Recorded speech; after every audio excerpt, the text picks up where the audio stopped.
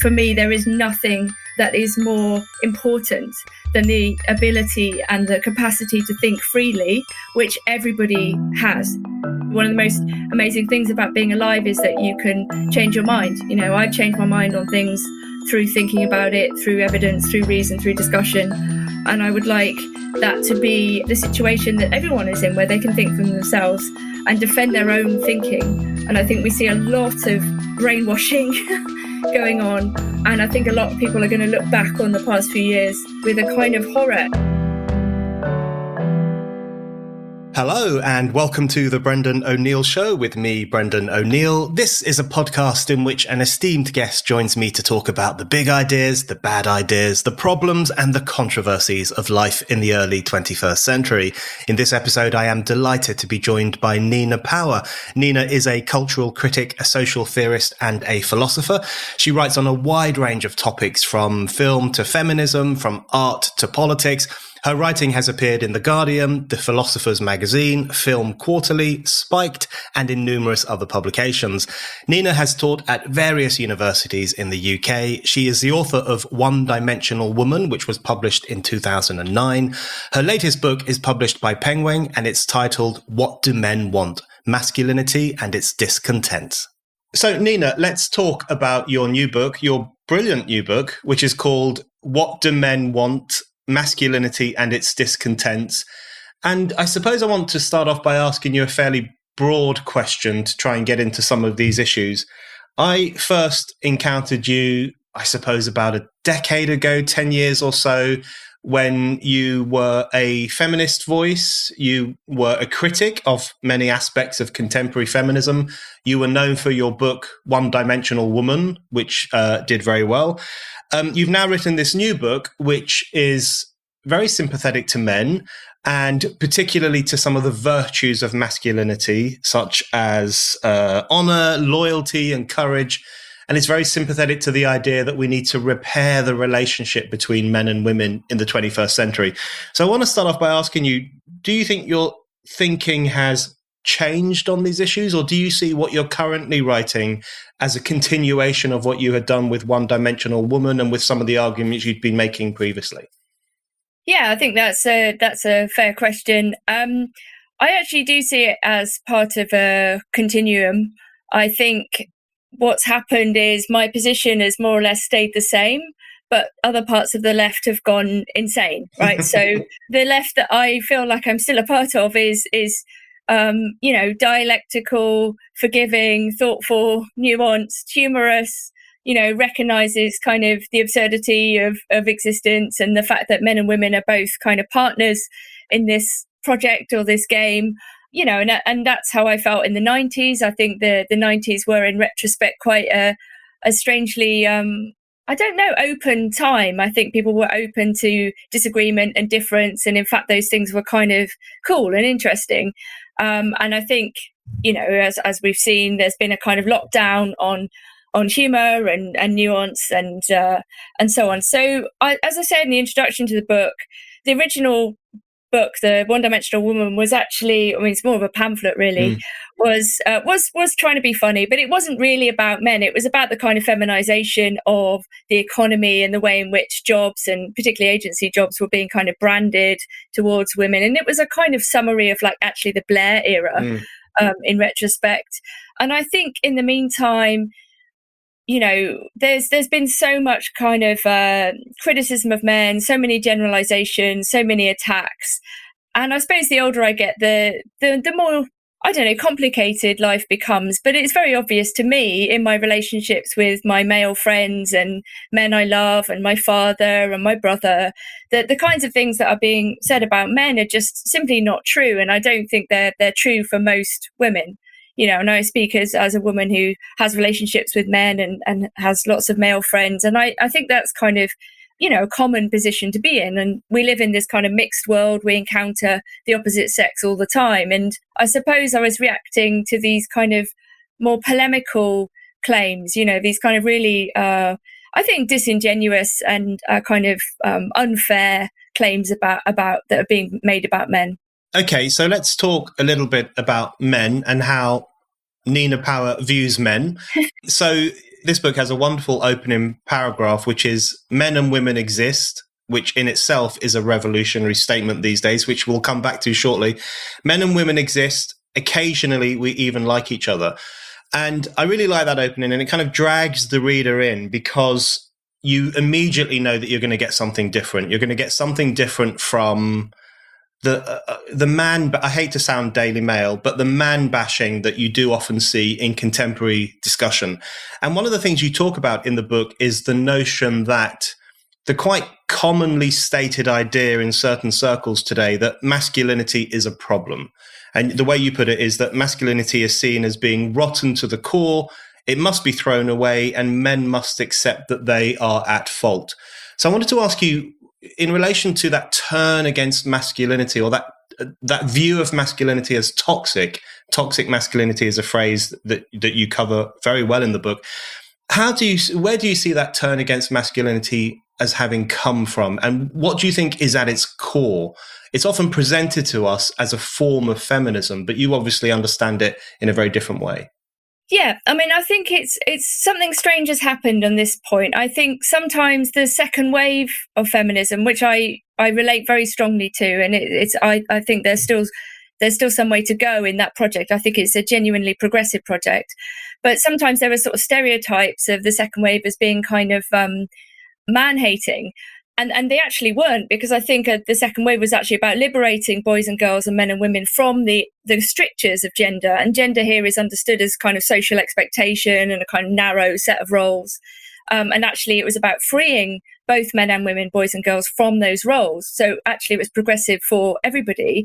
But now I think there's a sort of fake form of feminism. I talked about other fake forms of feminism in the first book, but I didn't see this one coming, which basically gives women permission to hate men. So actually plays into the stereotype, but somehow a kind of a weird liberal mainstream feminism has taken up this kind of resentful, hateful, generalizing attitude towards men, and somehow that's okay. And I think the internet has kind of encouraged this, and permitted the kind of attacks on individual men for bad behavior and so on. So I think that's something strange has happened there, and I don't regard liberal mainstream feminism as feminism at all. I think it's regressive and encourages resentment. And I talk a lot in the book about this getting away from the idea of a zero-sum game. Yeah. The idea that if women benefit, men lose, or vice versa. And I think the only people who benefit from this image of everything as a zero-sum game are actually very malign forces, right? It encourages feelings of dispossession, alienation, and so on. And I think if all masculinity is perceived to be bad or negative, this basically says to men, there's no room for improvement, right? You're just basically condemned. And I think, again, this is an absolutely horrific thing to say, especially to young men, that the only thing that they can feel is guilty. And I think this actually creates some of the violence that we would all like to see diminished, because it creates absolute atomization and alienation, instead of the possibility of belonging and improving as we all can. So on the issue of toxic masculinity, I mean, that phrase is everywhere these days. I mean, it's used by everyone from feminist writers right through to corporations who want to sell a product on the back of changing men and improving men. Toxic masculinity is taken for granted as an accurate description of certain masculine male behaviors. And you talk in the book about how it's become this kind of bizarre spectrum where almost every form of male behavior can be located somewhere on the spectrum of toxic masculinity. And it covers everything from men talking over women, mansplaining, a phrase I've always disliked just because it doesn't flow very well, right from mansplaining through to acts of murder or murderous rage or genuine violence. So toxic masculinity is seen to cover all those different elements. And you can see this in the way in which, if you look at groups like Everyday Sexism, for example, or some of those other groups that collect together women's experiences of alleged sexism or toxic masculinity, they will often include everything from being grabbed in the street, which we can all agree is something that shouldn't happen, to the waiter come into your table and gives the bill to the man rather than to you, or he presumes you want a glass of wine rather than a pint of beer. So it's this almost absurd definition of every form of behavior and interaction as being potentially an expression of toxic masculinity.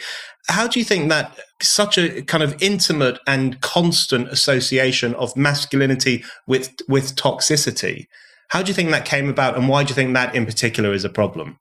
Yeah, I mean, I think it's a problem when we kind of conflate everything, as you suggest. I think this is part of a broader problem in social life, where the move towards kind of making everybody safe and comfortable, as if the person we most need to protect is a fantasy image of the person who's offended by everything. Yeah. But obviously, if we go in that direction, we're going to live in a very, very closed world, and I think we've seen that tendency also in the last 2 years in relation to COVID, that there's not been a real discussion about risk and about safety and about all of these things and about vulnerability. There's just been more or less a kind of assumption that we all want to live in a world in which nobody dies and nobody suffers, which is impossible, of course. So I think as a culture, we've got a broader problem, which is to do with any kind of upset or suffering or antagonism or anything that makes people feel bad, which we can't avoid. And to be alive is to suffer and is to take risks. So I think we need a more adult discussion about that. And also from a feminist perspective, I don't want women to be seen as victims. That puts us back with children and animals, and frankly, I like being an adult. I enjoy the complexity of social life, and that includes antagonism, disagreement, flirtation, mistakes, and I think everybody makes mistakes. We've entered into a kind of weird post-Christian culture, which has kind of kept the bad bits of religion and got rid of the good bits, which would involve, understanding that we're all flawed. We all make mistakes. We constantly transgress, but we can also forgive. We can forgive ourselves. And I think it's an absolute mistake to, let's say, conflate a man not realizing, not reading the room or whatever, maybe talking a bit too much, or I don't know, trying to kiss a woman who isn't interested, right? These are not the same kinds of things as grabbing a stranger in the street or murdering somebody, right? And the idea that all of these things exist on a spectrum of, a narrow spectrum, and they're all bad and they're all abuse is idiotic, right? It presupposes a complete lack of judgment on the part of everybody, frankly. And I think we all have to get better at negotiating the reality of social life. Otherwise, the alternative is just staying at home, which we've done enough of, right? So, I think it's about being adult. And, I'm very fond of Camille Paglia, who has talked a lot about risk and adulthood and, all of these things. So I think we need to sort of go there. I think that's such an important point which you make, and which Camille Paglia and a small band of people have made, which is that one of the knock-on effects of this pseudo-feministic ideology, particularly the kind of anti-masculine outlook, one of the knock-on effects is not simply the demonization of men, but also the infantilization of women. So women are seen as being incapable in comparison with men of negotiating the public sphere, of negotiating social interactions.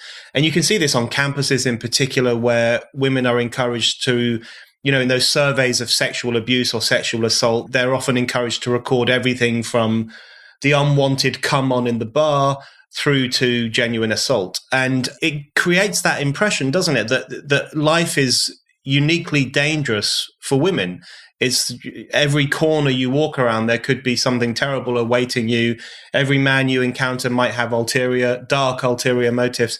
What do you think that does to women's sense of themselves in the world? And also, why do you think feminists cannot see that as a betrayal of the things that they would have fought for in the past, especially in the second wave?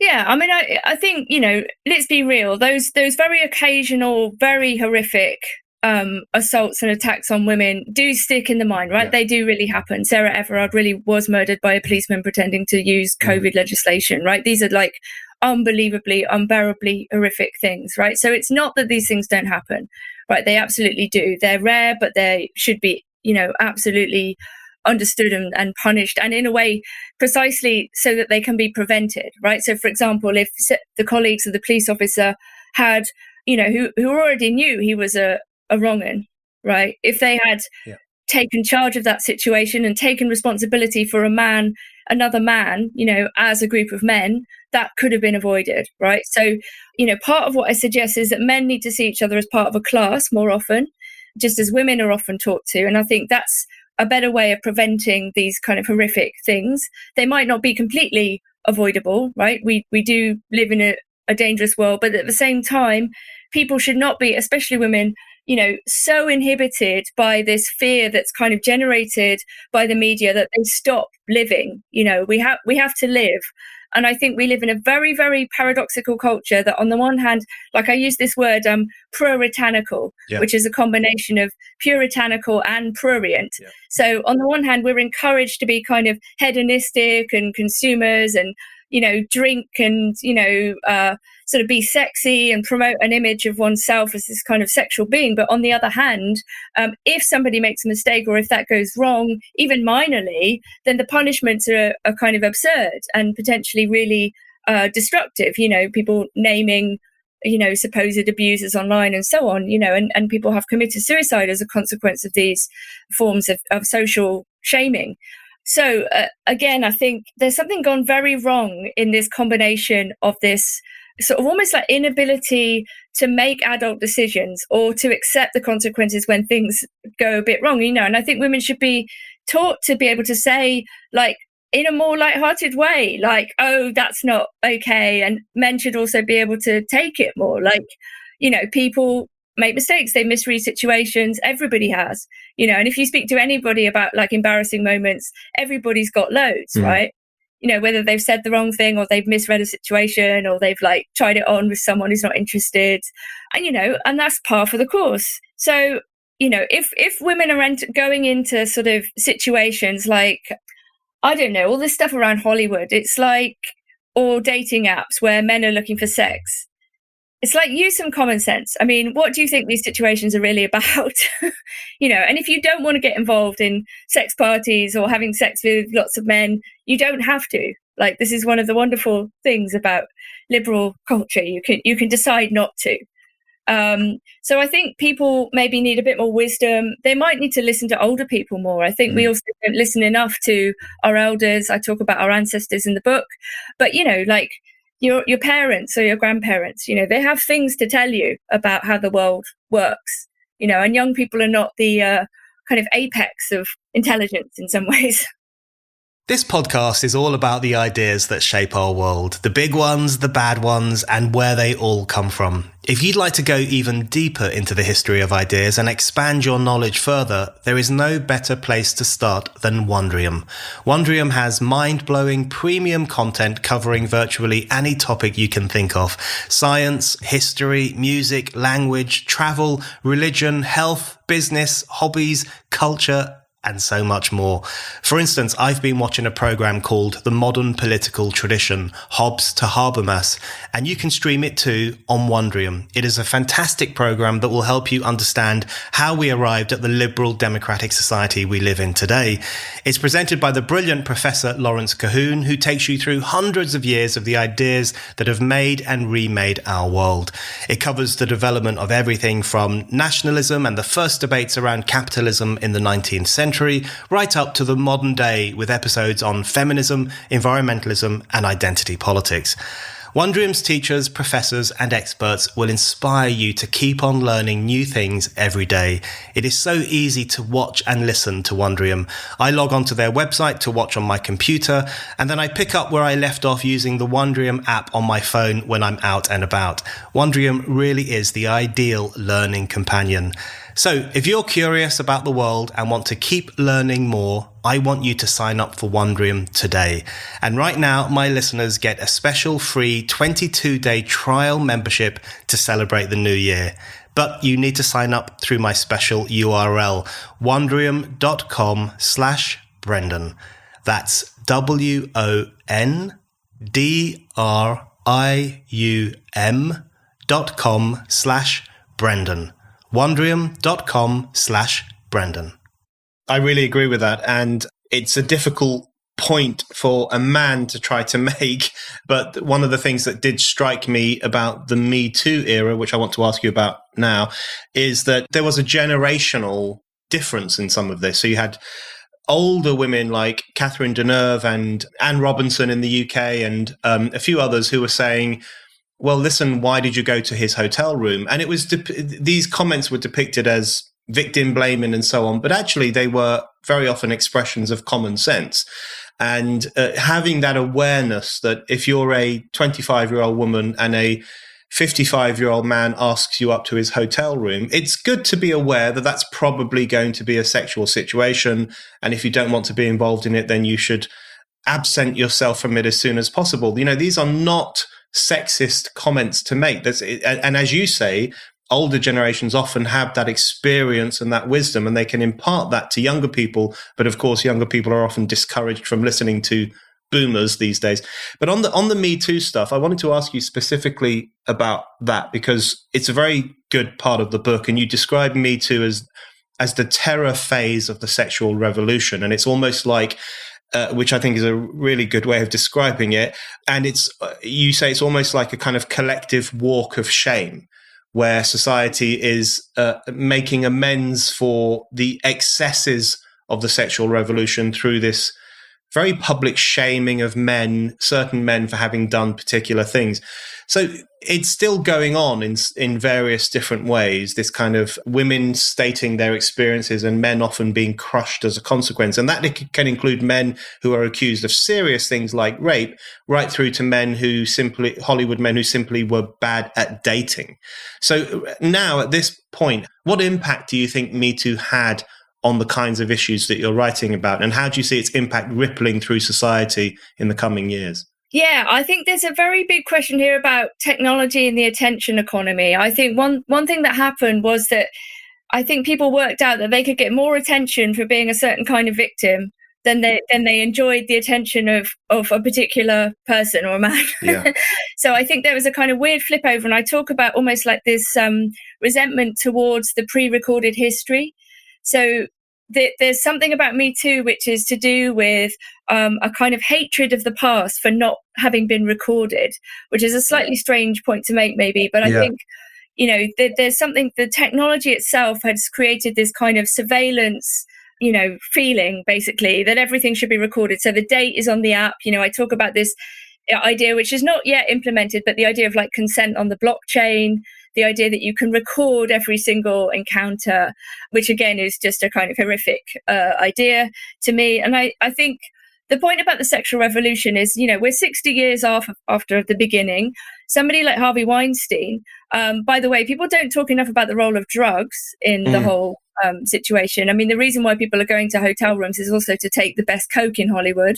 That's kind of covered up in a lot of these stories. I think Weinstein was a scapegoat. He's like the Robespierre of the sexual revolution, right? You know, and I'm not justifying anything he did, although there's some very interesting articles. There's a brilliant one by Matthew Schmitz about the whole Weinstein case, which is extremely balanced, actually, and doesn't go down the let's blame him, let's scapegoat him for everything. I think Weinstein took the hit. He took the rap for a lot of awful behavior. And I think a lot of men were sort of going, phew, at least now we've got this kind of physically unattractive, you know, person that can be sort of like socially murdered. Yeah. So, I mean, that goes along with the kind of the terror phase. You know, it's always like the people who took advantage of the revolution, in this case, the sexual revolution, who stand to be the most punished, just as guillotine was executed by his own device. So I think the serious point about the sexual revolution and where we're at now is that we need to have a collective adult discussion about what it was and what it meant and what we like about it and what we don't, right? Because I think it's clear that there are forms of excess that are kind of encouraged by parts of the culture which actually aren't good for people. I don't think it's good for people's souls to have lots and lots of really anonymous sex with other people. Maybe that's my own moralism. I think it destroys the possibility to some degree of taking a risk in another way, which is to say to commit to somebody. You know, if you can just change somebody and dump someone and, you know, then you're not actually taking a risk in the sense of being loyal or doing a kind of project with someone, like whether it's marriage or a kid. I think maybe the pendulum is kind of swinging back a bit. And I feel really, really bad for lots of young people, so millennials, who are really struggling to have enough money to kind of get married and have children. And I think actually now in some ways, settling down is more subversive than being a kind of lifelong player and consumer.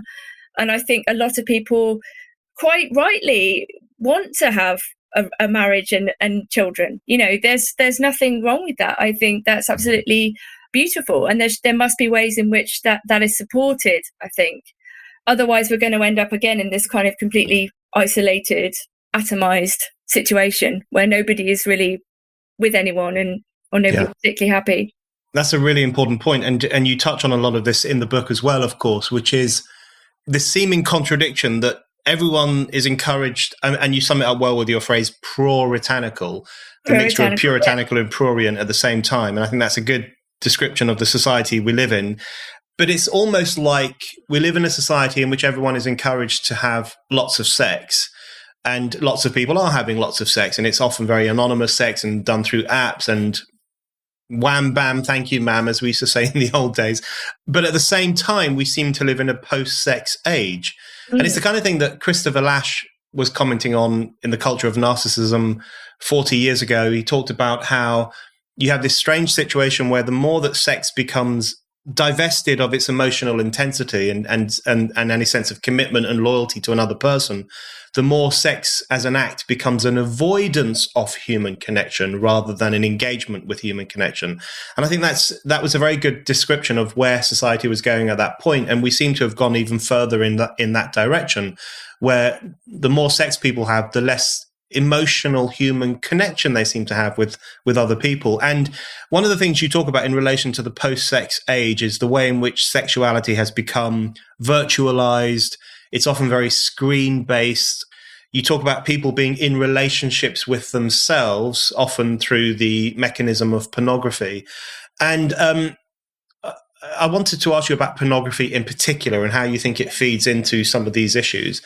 I guess a question I've asked people before is, it's a bit of a chicken and egg question. Do you think pornography is the cause of some of the breakdown in the relationship between men and women and the importance of sex in human relations? Or do you think it's a beneficiary of that culture of atomization, where more and more people are looking for that kind of virtualized sexual gratification in the absence of the kind of connections we would have had in the past? How do you see that playing out?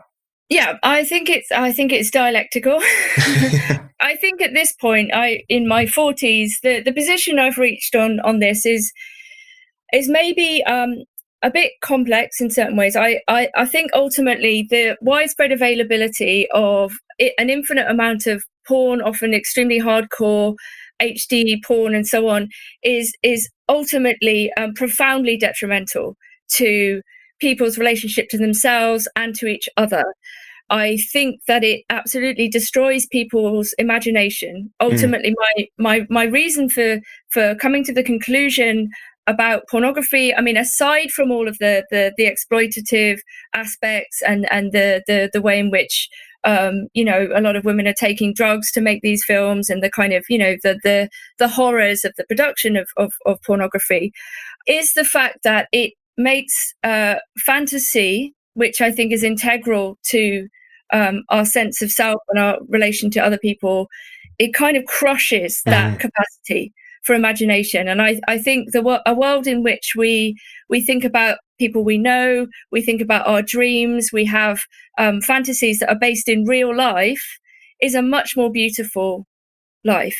So I think pornography is ultimately destructive. I obviously looked at young men who were addicted to pornography in their own self-understanding. I looked at the NoFap movement, which is sometimes now described as a hate movement, which is ridiculous, where young men come together to try to stop watching pornography and to stop compulsively masturbating, which I think are, again, completely socially destructive, and they're destructive of people's sense of self. And I think this unreality of pornography is a massive problem. It's a problem for women, it's a problem for men. It makes actual sex with actual people seem like some sort of old-fashioned alien thing. And I think the virtual has sent certain people down rabbit holes as regards what they think they desire, that again are just destructive of themselves and the people around them. Yeah, I think you talk a lot in the book about the virtual subcultures of our era. And I must say, I find some of those subcultures quite worrying. Others I find a bit more heartening. I mean, the no fap movement, as an example, I'm sure there are some strange people in the no fap movement, but this idea that men are trying to use their willpower and their collective sense of wanting to do something better than wanking all day long, to be frank about it. I think that, there are positive components to that, but of course it gets demonized and presented as something problematic. But in relation to that particular issue, before we move on to a few other things I want to ask you about, to what extent do you think the absence of moral judgment is a problem here? Now, of course, moral judgment has its downsides. I say this as someone who was brought up as a Catholic and went to confession once a month, and it was often an unpleasant experience, and you could feel kind of morality breathing down your neck, or moralism breathing down your neck, which is worse. But it does seem to me that the absence of moral judgment looks a bit like an enabler of some of the behaviors that we're talking about. So, for example, there are now health bodies, including NHS health bodies, that will talk about how healthy masturbation is and it's fine. And there are self-guide books which will say that masturbation is sex with yourself and it's safer and more pleasurable than sex with someone else who might be unpredictable and weird and strange. And of course, anyone who suggests that it's wrong for young people to go around bonking each other all the time will just instantly be seen as an old-fashioned Mary Whitehouse type, too stiff. What's wrong with you? You're very boring. So do you think we need to reintroduce moral judgment, or do you think there's something else that needs to come back into this discussion? Yeah, I think very complicated question. And just as I'm very critical of the widespread, availability of pornography, at the same time, I would defend artists' right to make extremely transgressive work, right? So it's a very complicated question that is partly to do with judgment. And of course, I'm not saying ban pornography, but I am saying that it has a detrimental effect in many, many, many cases. And I think maybe what we're talking about is more the judgment than the morality. I think one of the issues is to do with what kind of creatures we are, right? I think the sexual revolution and liberalism has pushed to extremes the idea that we can transform ourselves, that we can do anything we like to ourselves without consequence. And, there's lots of people writing about transhumanism and all of these kind of projects which suggest that we can, if you like, go beyond the human. And I don't think we can. I think we have this body, we're sexed as a man or a woman. We have to, in a way, learn to live with that. And it's not easy. And I think accepting that one is embodied is actually a kind of quite difficult process, but we should recognize it as such. And I think that collective understanding makes it easier. So you can see why moral systems come about, because obviously if you have a sense of what it is to be this kind of creature, then you can say that there are better and worse ways of living. So I think at the extremes, we've got the idea that you can, I don't know, eat however much you like and it's fine, when it clearly isn't. I mean, it is obviously detrimental to your health. Or, as someone who's sort of struggled with alcohol addiction in the past, you live in a culture that's very encouraging of these things. You have to actually take a step back and go, what the hell? This is actually really, really bad for me and everyone around me.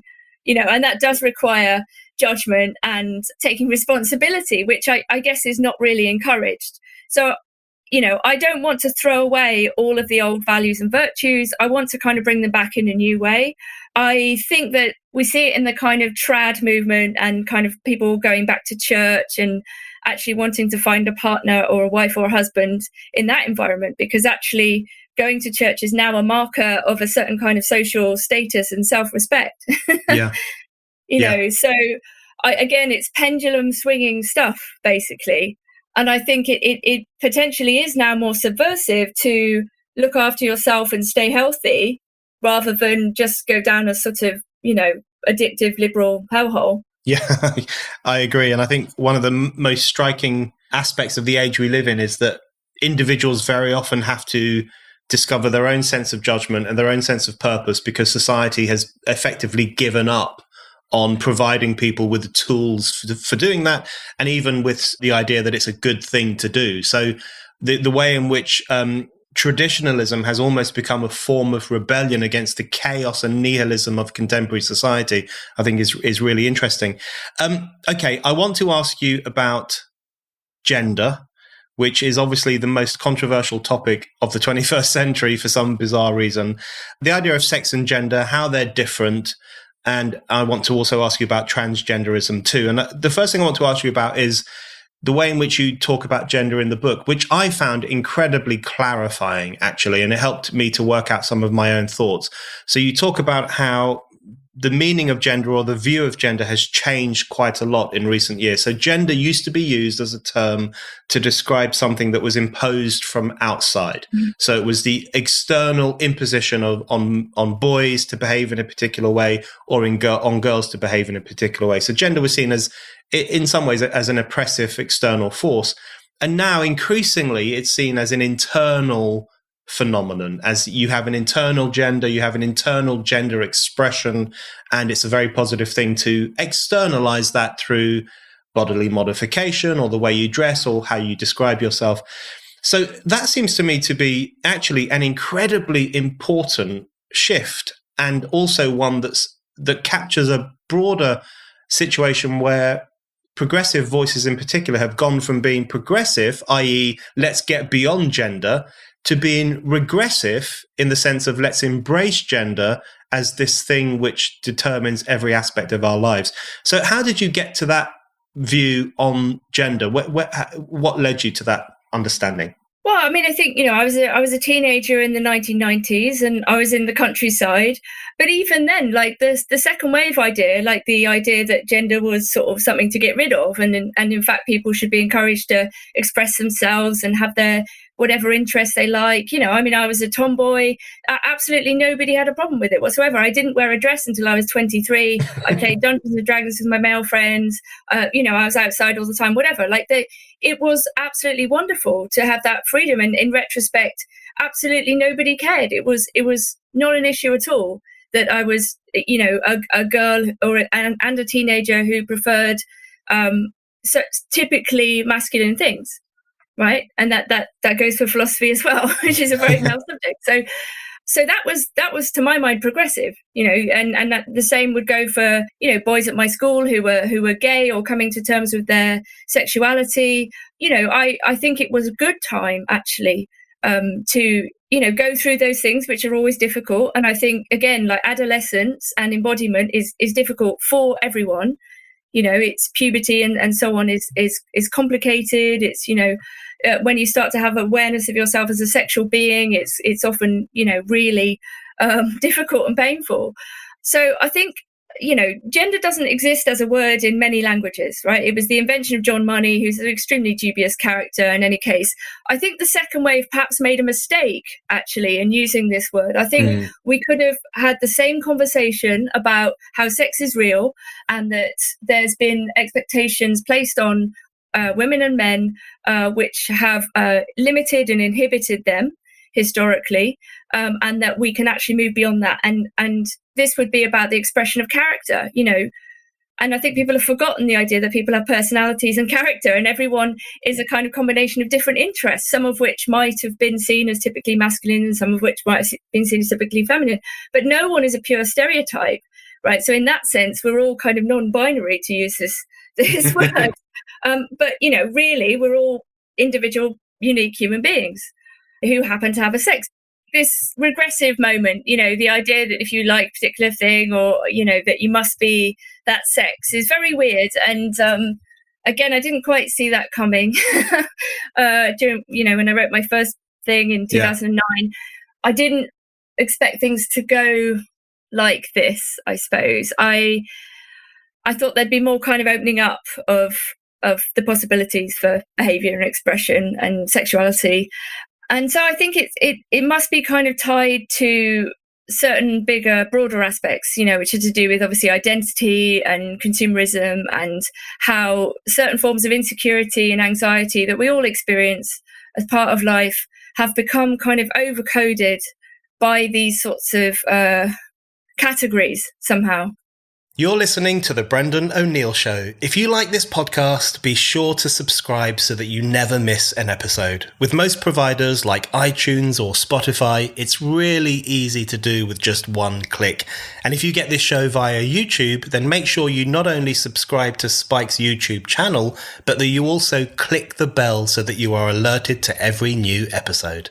I agree with you that the word gender is not a useful word, and it's becoming less and less useful over time because of the way in which it's understood these days. And I think you could be right that the second wave made a mistake in embracing that word in order to describe something that was no doubt real.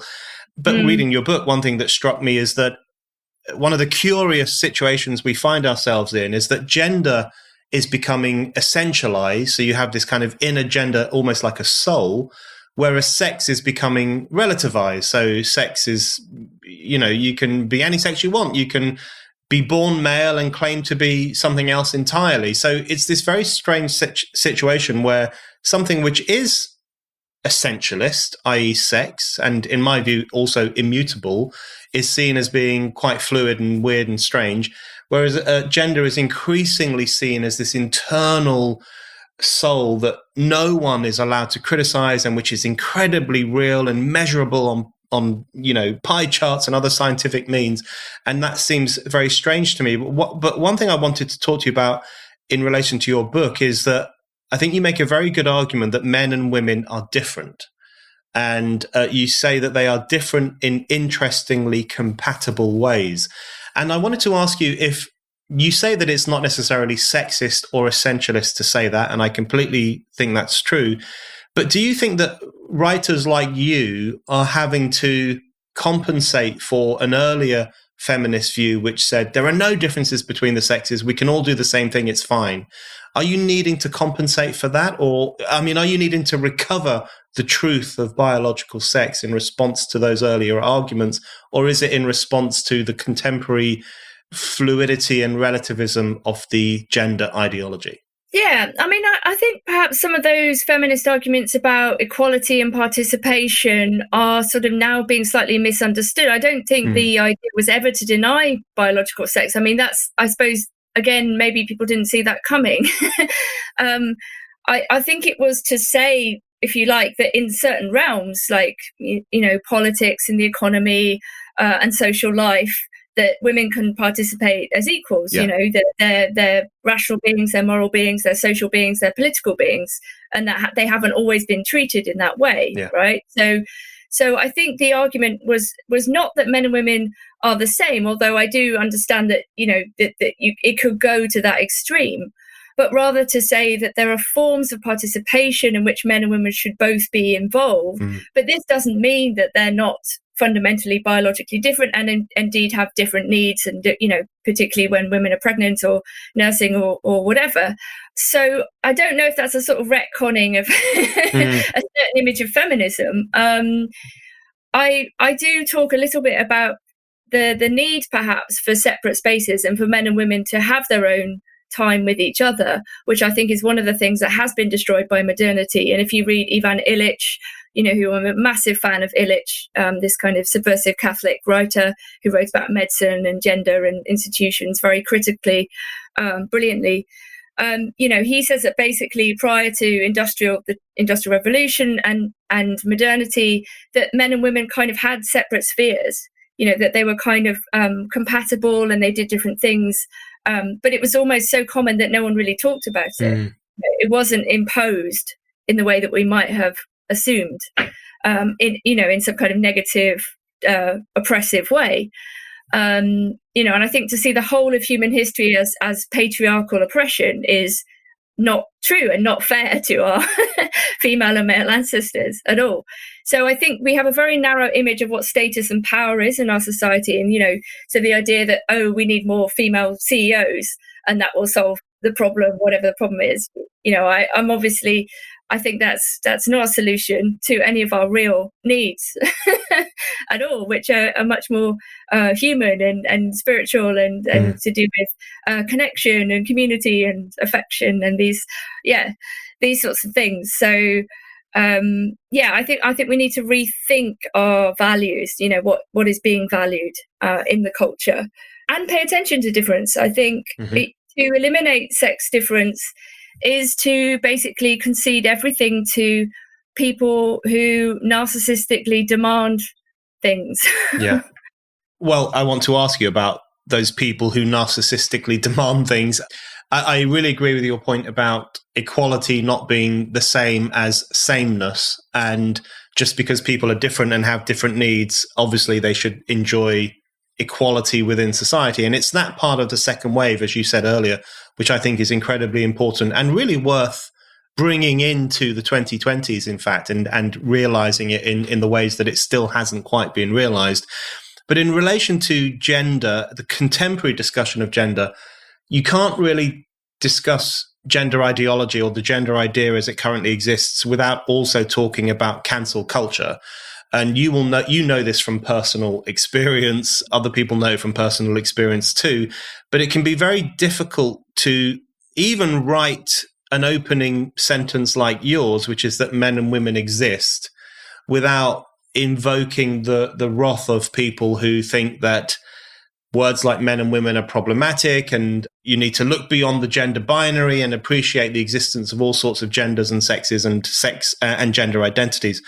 And there's an incredibly unforgiving attitude towards anyone who criticizes the excesses of the transgender movement or the gender ideology more broadly. So could you just tell us a little bit about your own experience with that cancel culture and why you think there is such a level of intolerance in these discussions in particular?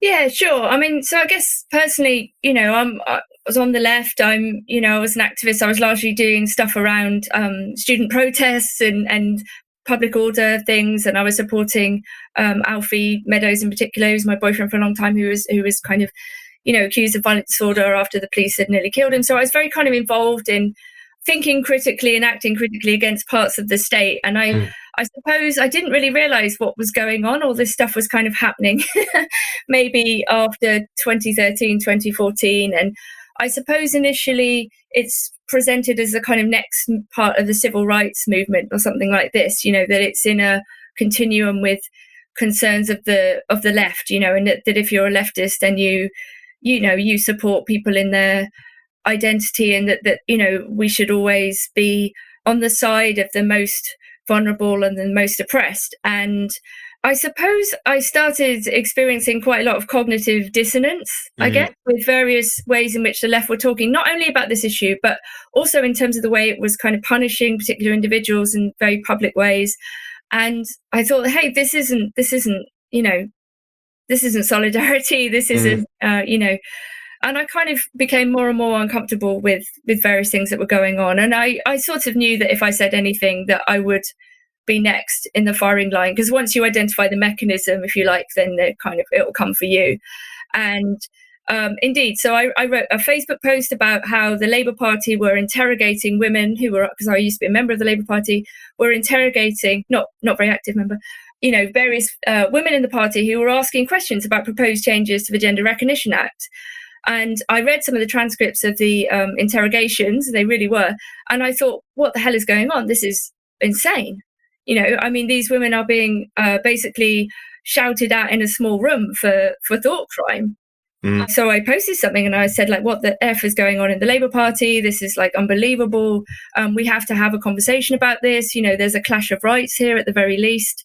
If we collectively decide to change the meaning of the words men and women, everybody has a stake in that. It's not up to a small group of people to kind of bully their way through and decide that, everything's different now. And at that point, yes, then you get kind of crazy people attached to you, and they start following everything you write and say and taking the worst bits out according to them and making you look terrible, and then email everyone whoever invites you to give a talk and tell people that you're a Nazi and a fascist and all these horrible things. And they're absolutely obsessive and sort of deranged, and they're actually, I would say, not necessarily themselves trans at all. These are people who've kind of latched on to the activism side of it, and almost like they've been given a justification to behave sadistically, or because it's well, you're allowed to attack this woman. or that woman. And we've seen loads of women in particular being attacked for not being, I don't know, kind enough, I suppose, not being the right kind of women. But I mean, often it's women doing the sadistic stuff as well, right? It's very, and I think there's a lot of sadness actually in a lot of these people who are running around trying to ruin other people's lives, And I did lose a lot of work at the time, and I lost a lot of friends. And but to be honest, it was the right thing to do because I couldn't live with myself anymore. Like, tacitly going along with something that I felt was incredibly wrong, and wrong also in the sense of the way in which children are being told that they can change sex, and the medicalization of young people's misery, I think is a scandal. And many people think this too now. I think it will go down in history as one of these unbelievable medical scandals, basically. So I think that's what's happened. It's very, very complicated, this thing about the gendered soul. I wanted to say something about this almost being like kind of Gnostic, so the Catholic Church used to talk about these heresies, and some of them were actually very similar in form, which was like the idea that the body is evil and the soul is pure, and in a way you need to punish the body. And these are very excessive sort of ascetic moments that the Catholic Church was like, no, that's too far. Think you're being religious, but actually you're being crazy. And now I think in the absence of a kind of religious authority, a lot of those Gnostic tendencies have become kind of mainstream in a way. And I think it's absolutely terrible, but that people think that only their soul, their gendered soul is right and their body is evil, and that you can, change your body in order to fit your soul.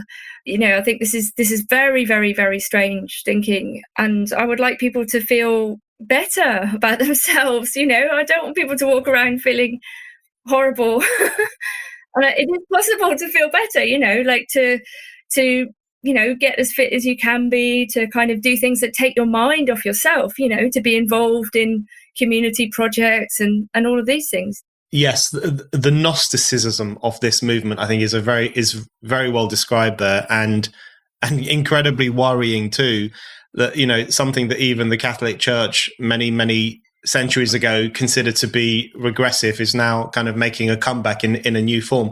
I think you make a very strong point about the medicalization of children's misery in particular, and the optimistic side of me thinks that in a few years' time, we will look back with absolute horror at the fact that young lesbians were given medication in order to correct their sex, in order to correct them, which strikes me as just homophobic and misogynistic. And I think the inability of some people on the left to see that is deeply concerning.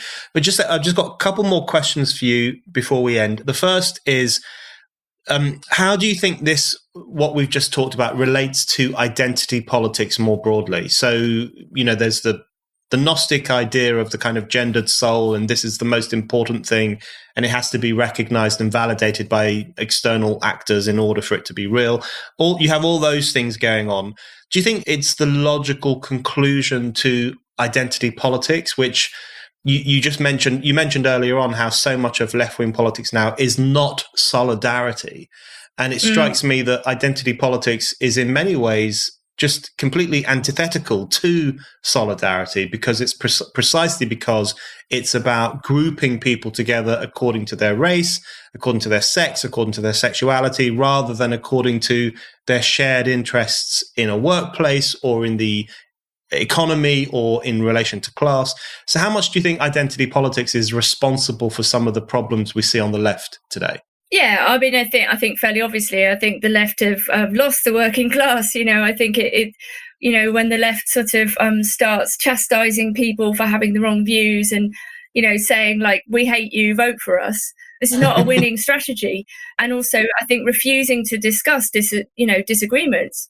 So if people have a different position on Brexit or immigration or whatever, or, the idea that you somehow just kind of abandon them and demonize people makes no sense from a classically leftist position at all. So, yeah, I mean, I don't think there's anything left-wing about identity politics at all. I think it's part of a capitalist mindset, and I think it's been very, very detrimental to people who are interested in actually making the world a better place. Okay, and my final question, How do you define yourself? Do you still consider yourself a left-winger, or is that just such a useless term these days that has changed meaning so much that it just doesn't capture anything important?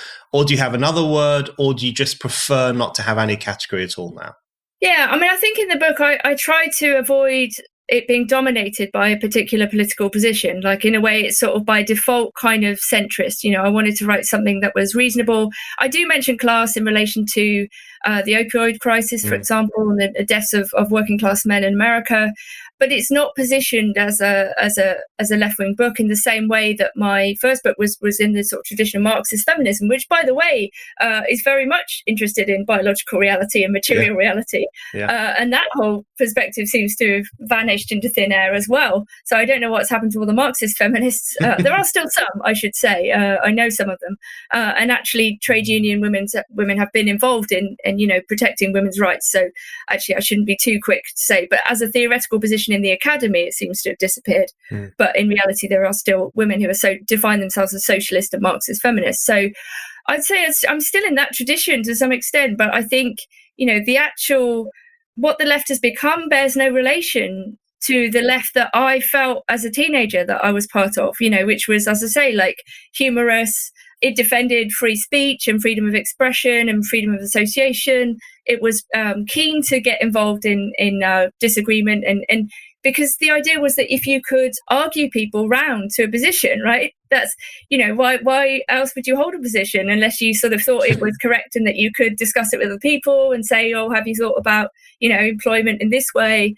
So I think ultimately, I suppose I would say that I'm a philosopher, first and foremost, which is to say someone whose orientation, for whatever reason, is always to kind of ask questions. And I'm very, very, allergic to any position or group of people that try to shut down free thought above all else, because for me, there is nothing that is more important than the ability and the capacity to think freely, which everybody has.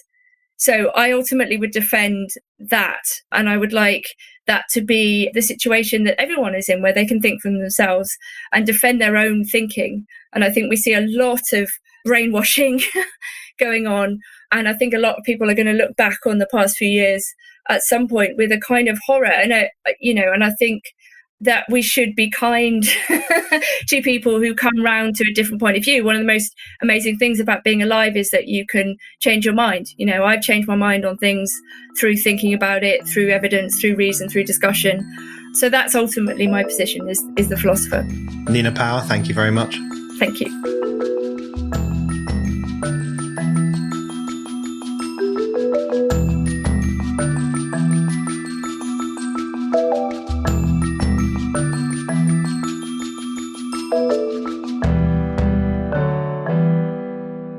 Thank you for listening to The Brendan O'Neill Show. We'll be back with another guest and more discussion. Don't forget to subscribe, and in the meantime, keep reading Spiked at www.spiked-online.com.